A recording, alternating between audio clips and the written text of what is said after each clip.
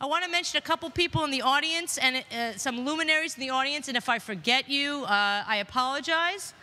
I know we have John Piha, who's the Chief Technologist of the FCC. I'm not going in any order, okay? I'm just doing it off the top of my head. Andrew McLaughlin, who's one of the Deputy CTOs. I know Scott Deutschman was supposed to be here as well. I don't know if he's made it here yet. He's another Deputy CTO. We have Victoria Espinel, who is the Intellectual Property Enforcement Coordinator Designate, and we're waiting for her to have her hearing very soon. We have Mark Bareka, who is, I don't know his title, but he's a very big muckety-muck in the Department of Commerce. And he's an old friend. He moved to Redmond. He worked for Microsoft. He was one of the first Microsoft people here in D.C. And he moved, and he's come back, and it's wonderful to have him here. Am I forgetting any other muckety-mucks? Reed Hunt, sir. Oh, my God. Reed Hunt, my board member and former FCC chairman. Well, he's not a muckety-muck to me. He's just a guy, right? But he is. So anyway, if I've forgotten anybody, I do apologize. I'm doing it off. Have I forgotten anybody, Art? Okay, wonderful. What's that? Who? Oh, Mark Lloyd, the Chief Diversity Officer and Associate General Counsel of the FCC. So thank you all for coming. I also want to thank my staff. We are now 14. We have doubled in the last 2 years. Specifically, I want to thank Brooke Ray Hunter, our new development director. Thank you, Brooke, for taking, the thank you notes off my plate and other things, and doing a great job in the absence of Whitney Tompkins, my executive assistant, who had a baby a month ago. So Brooke really picked up the slack and got all the swag out there, and she did a great job. Tim Ingerick, who I hired just today to be our 14th PKer, is our new administrative assistant. I want to thank him as well. So we now have 14, and if you haven't met Harold Feld, who joined us at the beginning of the year, Mike Weinberg, who also joined us, they also joined us this year. So we're a really hearty crowd, and it's thanks to folks like you. So it's been a really exciting and busy year for Public Knowledge. As I said, we've grown. We're moving. We're moving from Connecticut and T, which is a horrible place to be if you don't like walking up hills. And we're moving to 1818N, to our own space with our own signage and our own everything, and I'm really, really excited about it. A couple other things that you should check out. If you haven't checked out PKTV, that's our new video channel, and we've got some really great stuff on there, including our feature 5 Minutes with Harold Feld, which is really... And did people see the T-shirts out there? The Che Guevara T-shirts? You know who that is, right? It's not really Che Guevara, right? It's Harold, so it's great. You got to buy several for your family. So I just want to talk for 2 minutes substantively, is that okay? What Public Knowledge has accomplished over the last year and sort of the challenges ahead of us. We're on the cusp of some serious victories, but we know there's going to be very, very hard fights ahead. And if anybody's been following what's been going on the Hill over net neutrality and openness, we're going to have some very serious battles in the next couple months. So first and foremost, after 4 years of effort, it appears that the country is finally going to be assured of an open and non-discriminatory internet, both on wireline and wireless. And we're delighted. The chairman said he was going to come today. I think he wasn't able to make it, which is a shame. His dedication to this goal is incredible. But even before he's proposed any rules, we've seen the opposition just all over the Hill, all over the White House. And, saying things like net neutrality will hurt consumer choice and limit investment. So I can assure you that Public Knowledge is going to fight this with every bone in its body and will not rest until we have an open and non-discriminatory internet. So I promise you that. Second, you can clap. Second, in February, this country will finally have a national broadband plan. Hallelujah. 8 years of waiting, we're finally going to have one. And we're fully confident that the plan will not only provide the building blocks for a universally accessible and affordable broadband internet, it will set forth a clear roadmap for how the government can implement this plan. And I hope all of you here will help us implement this plan. So on the copyright side of the ledger, it's always more difficult, right? We seem to be locked in a constant battle with Hollywood to ensure that internet service providers aren't forced to filter their networks for copyright infringement. And we have still yet been unsuccessful in opening up the anti-counterfeiting trade agreement, which if folks don't know about it, I don't want to get into the details, but basically it's really an intellectual property treaty, which is being treated as a trade agreement. So it's being covered by a veil of secrecy, and it really needs to be more public. So we've seen the text. I'm not allowed, under penalty of criminal penalties, to tell you what it says. But I can tell you that it makes new law, and that new law that it makes is not good law. So we're very concerned about that. At the same time, we have really solidified our alliances with filmmakers. Please check out Art Brodsky's 4-part series called We Are the Creators 2 on PKTV. It's about filmmakers and musicians and others that use fair use in a way that creates wonderful new stuff. And I just give people a heads up, January 12th, World's Fair Use Day. Okay, we're going to have, it's not going to be a policy wonky thing. It's going to be a creative thing where filmmakers and musicians and visual artists talk about how they make fair use. So that's just a handful of issues that we're working on. We've got a lot of other things on our plate. I'm not going to go through them now. I'll just mention spectrum reform is going to be very big. Ensuring that independent video providers can compete over the internet is going to be very big. And something that we're calling cable Carter phone is going to be very big. And we're working with the cable and consumer electronics industry to develop a way for cable subscribers to just plug in their cable to their TV sets like you used to do in the analog world. Can't do it anymore. Now you've got to have 17 boxes, right? We want to get down to good old plug and play again. So thank you all for being here and for honoring our awardees and for supporting public knowledge. And now we are going to go to our award ceremony. And I want to introduce Senator Mark Warner. And we're really honored. Please clap. Senator Mark Warner is going to present our first IP3 award for information policy to Karen Jackson. And Senator Warner, I'm not going to read the script, because we all know he's one of the senators who understands technology and the importance of technology to everything we care about. He is a cellular pioneer, and we're really, really pleased that he's here today to present this award. So thank you, Senator Warner, and come on. Well, thank you, Gigi. Thank you all for being here, letting me be here tonight. I tell you, I spent more of my career on that side of the microphone than on this side at technology functions. Of course, I was thinking back 27 years ago, Reed, I think it was, early 80s when I got into the wireless business, and what was cutting edge was DBU contours and 800 megahertz spectrum, and that was the coolest thing around.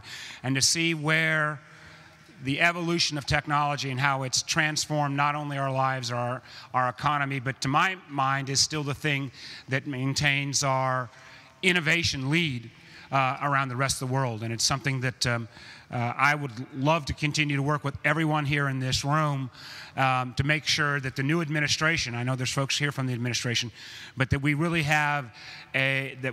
make sure that this administration makes innovation and growth and its linkage with technology an absolute priority. That will be one of the ways we're going to come out of this economic downturn. But enough commercial, and I will add, obviously, Gigi, that as a Senate member, yes, I have been hearing on the net neutrality issues already, and I know with the rulemaking coming up, we've got to start that process and got to get it going.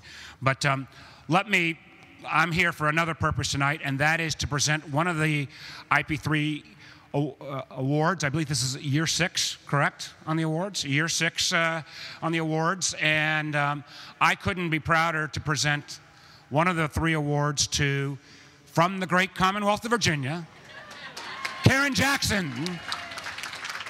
Hold on. Let me just do a little spiel first, though. Some of you may know that this is not my first job in politics. I used to be governor of Virginia, and where you actually got to be in charge of something. I went from being His Excellency the Governor of the Commonwealth, the junior senator number 91. It's been a bit of a transition. But one of the things that I was extraordinarily proud of was that Virginia was one of the first states to take major initiatives in terms of rural broadband deployment. And Karen Jackson has now worked for 3 governors. She's currently as the Deputy Secretary of Technology in Virginia. But for many, many years, she has been the heart and soul of broadband advocacy in the Commonwealth. When we put together a kind of a last mile access program a couple years ago, Governor Kane asked me and Anish Chopra and It is interesting. Anish managed to bump up from Karen bucking both me and Anish up. I got a Senate job. He got to be Chief Technology Officer. But when we in Virginia put together a toolkit for all small communities all across Virginia to make sure how they can access broadband, sort through the technical issues, and most importantly, provide that last mile access. A lot of good folks were around the table, but Karen Jackson was the heart and soul that drove that project. So I can't think of somebody that is more worthy of this award, somebody that more recognizes and reflects the goals of public knowledge, but also recognizes from a public policy position what you can do as a tireless advocate. So on behalf of your organization, but more importantly on behalf of the 7.5 million people of Virginia who've benefited from Karen's great leadership in the field of technology, and because we will have, in advance of almost any other state, total broadband access, I want to present this award to Karen Jackson.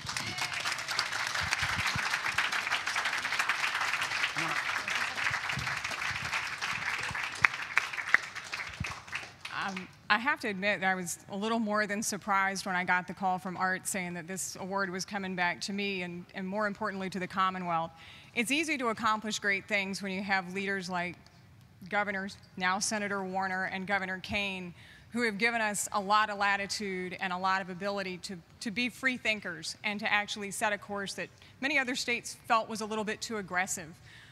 This award's going back to the Commonwealth in my hands, but it's definitely the culmination of a lot of good partnerships with the vendors, a lot of good collaboration amongst state agencies, and I couldn't be prouder to take this back and represent Virginia with this award, that now the nation knows that Virginia's got it right, and standing on the shoulders of some great leaders, we're going to continue to lead into the next administration as well. So thank you very much. I'm honored to receive the award, and I appreciate everyone coming tonight.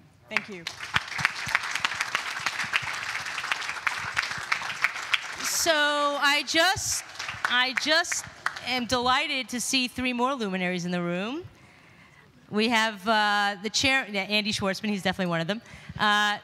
The chairman of the FCC, Julia Stinikowski, Susan Crawford, Special Assistant to the President for Technology and the National Economic Council, and I believe Jim Kohlenberger's here, right? Who's the Chief of Staff of the Office of Science and Technology Policy. Do you want to say something?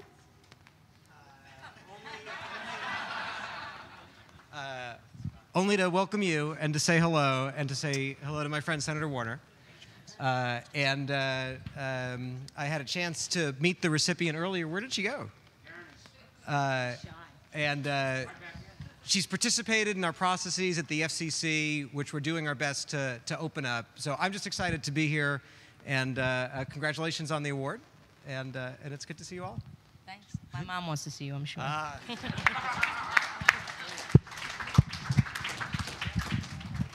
Thank you, Mr. Chairman. Okay, without further ado, we're going to go to our next award, which I'm going to present. By the way, is Ben Scott here? Okay, great. Because, Ben, you're going to be after me, okay? And the next award goes for serving the public interest in intellectual property. And I am very proud and pleased to award this IP3 award to Siva Vaidyanathan, who I first met. Come on up, Siva, and come up with, bring your family. Come on, Jaya, come on. Who I first met when he was a student at NYU, and this was I think in 2000 or 1999. We went to a conference that Yochai Benkler held on intellectual property, and Siva immediately impressed me, and his rise has been meteoric. He was at NYU for a while. Now he's at the University of Virginia. He's written one of the books that I consider really sort of the Bible for understanding copyright. It's called Copyright and Copy Wrongs. And he's not a lawyer, which makes it a really, really good book.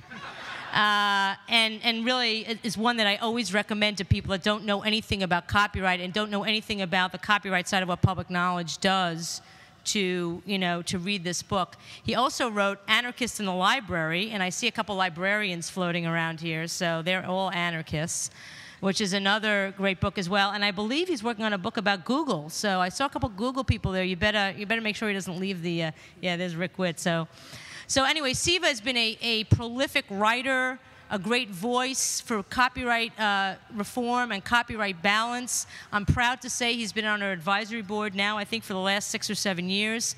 And I'm pleased, as all get out, to give him this IP3 award. Siva?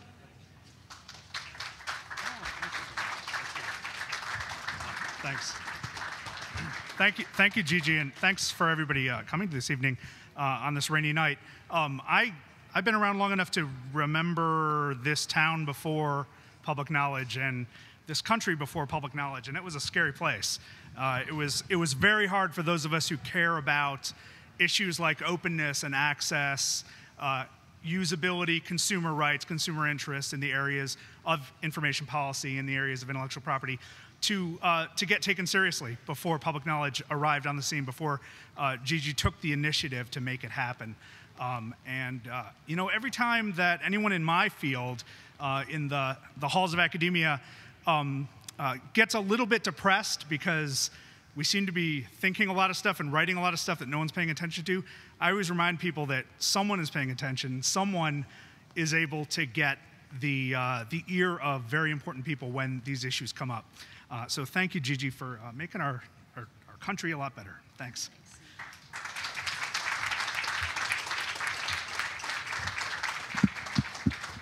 So to present the award for Internet Protocol, I'm going to ask my friend and colleague, Ben Scott from Free Press, to he's been kind of a busy guy recently, to make the next presentation. Ben?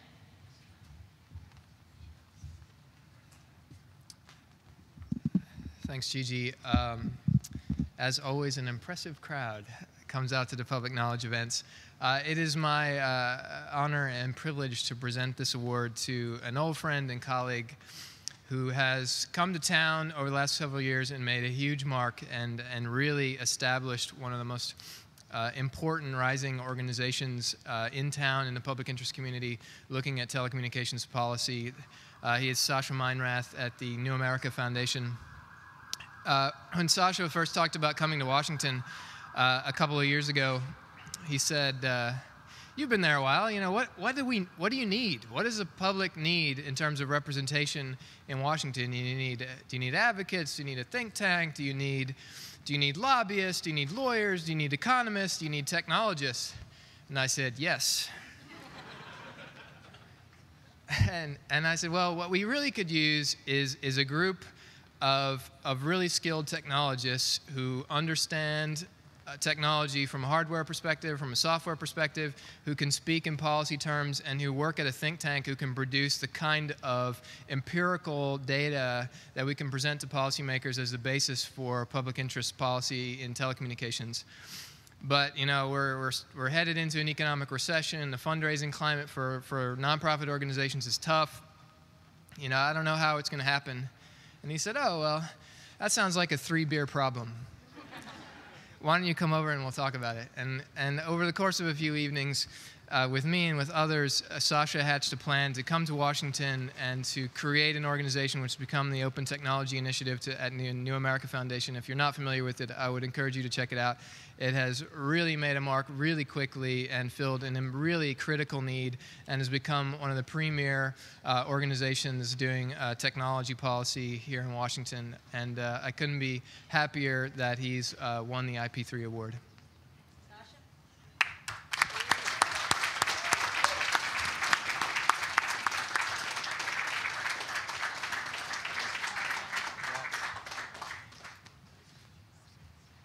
I'll keep it very brief, mainly because I didn't know I was supposed to speak. But I will say that, you know, the joy of coming to DC has been, and my fear coming to DC was that I would leave behind a lot of this sense, a strong sense of community, of people working together, collaborating on projects, sort of the uber geekery mixed with beer, mixed with fun and camaraderie. And I was not just surprised, but stunned by the warmth of the reception that I received here, by the incredible amount of patience people had with me and willingness to really work together, put themselves out to help get Open Technology Initiative established.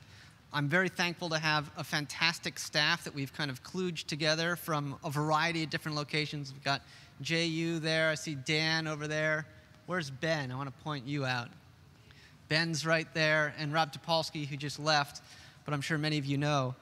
But if you look at Open Technology Initiative's work, what you'll find is what really drives this initiative is the partnerships and the collaborations that we're building with all of these other organizations. We don't see ourselves as the standalone group going out there, hoisting the petard and battling alone. We see ourselves as part of a really robust public interest sector.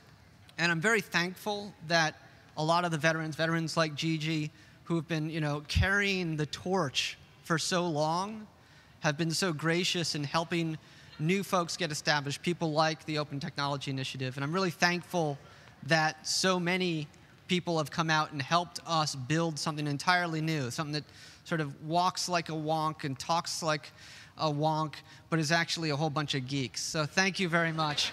I appreciate it.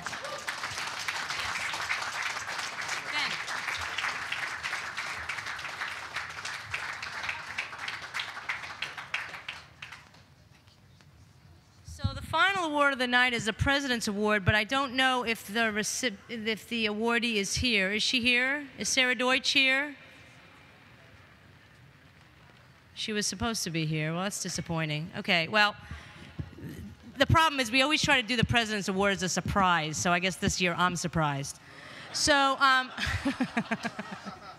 so for those of you who don't know Sarah Deutsch, I mean, people might think it'd be unusual for Public Knowledge to be giving an award to somebody who works for Verizon, because we obviously don't agree with them on several things.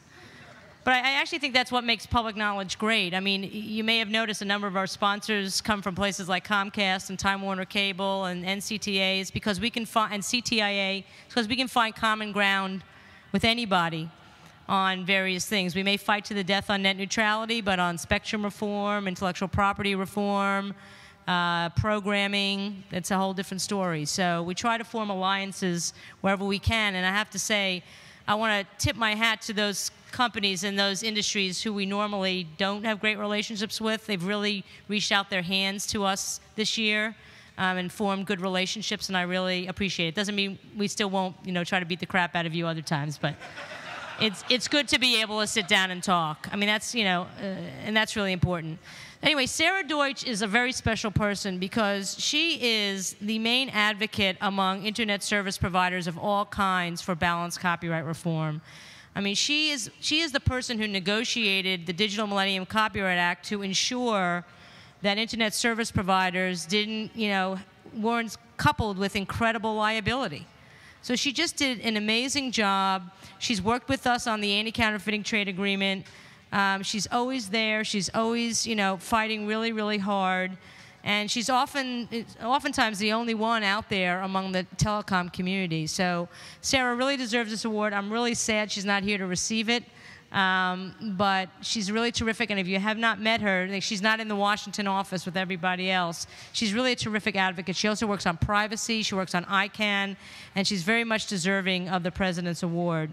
So before we close, do we have the thing to pick the sling box with? I just saw Larry Strickling over there, who is Assistant Secretary of Commerce and the head of the National Telecommunications Information Administration. Larry, great to see you. Thanks so much for coming. But do we have our raffle for the sling box? Okay, you know what? We'll do that later. Everybody go enjoy, and when I get the raffle tickets, I'll pull it out, and somebody will go home with a HD sling box. Thanks, everybody, for coming, and please enjoy. There's lots of food and lots of drink.